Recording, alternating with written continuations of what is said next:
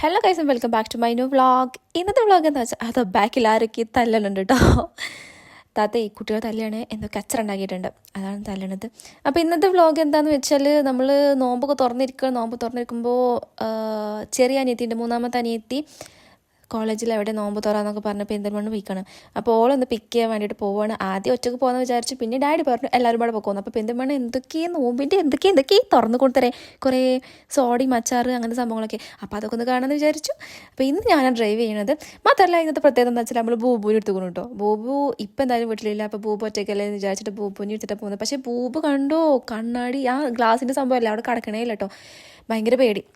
അപ്പോൾ എന്തായാലും നമ്മൾ അവിടെ സ്പോട്ടിലേക്ക് എത്തിയിട്ട് എമ്മയും താത്തയും പറഞ്ഞു ഓരില്ലാന്ന് പറഞ്ഞു. അപ്പോൾ ബാക്കി ഞങ്ങളെല്ലാ കുട്ടികളും എല്ലാവരും ഇറങ്ങി കുറേ പാർക്കിംഗ് കിട്ടാൻ കുറച്ച് ബുദ്ധിമുട്ടിട്ടോ, നല്ല തിരക്കാണ്. അപ്പോൾ ഇറങ്ങി ആ സ്ഥലത്തേക്ക് പോവുകയാണ്, കുറച്ചൊന്നും നടക്കാണ്ട്. ഇപ്പോൾ പെരിന്തൽമണ്ണ ജംഗ്ഷനിൽ തന്നെ കേട്ടോ ഈ സംഭവം ഉള്ളത്.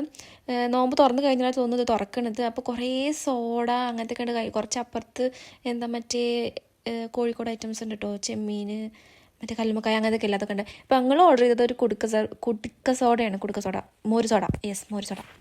അപ്പോൾ മോര് സോഡയൊക്കെ ഓർഡർ ചെയ്തു. പക്ഷേ മോര് സോഡയിലും മോര് നല്ല കുറവേന്ന് കേട്ടോ. കുറ്റം പറയുന്നത് വിചാരിക്കരുത്, ഒരു രസം ഉണ്ടായിരുന്നില്ല. എനിക്ക് പേഴ്സണലി ഇഷ്ടമായില്ല. ഞാൻ സിസ്റ്ററോടൊക്കെ ചോദിച്ചു, ഓർക്കൊന്നും ഇഷ്ടമായില്ല. ഇതിലും നല്ല മോര് സോഡ നമ്മൾ വീട്ടിലുണ്ടാക്കി കഴിക്കാറുണ്ട് കേട്ടോ.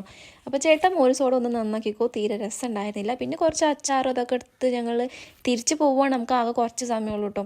നമ്മൾ ഒരു 3/4 മണിക്കൂർ ട്രാവലിംഗ് ഉണ്ട് ഇവിടുന്ന് വീട്ടിലേക്ക്. അപ്പോൾ ഒരു 9-10 മണിയാകുമ്പോൾ നമ്മൾ വീട്ടിലേക്ക് തന്നെ എത്തണം.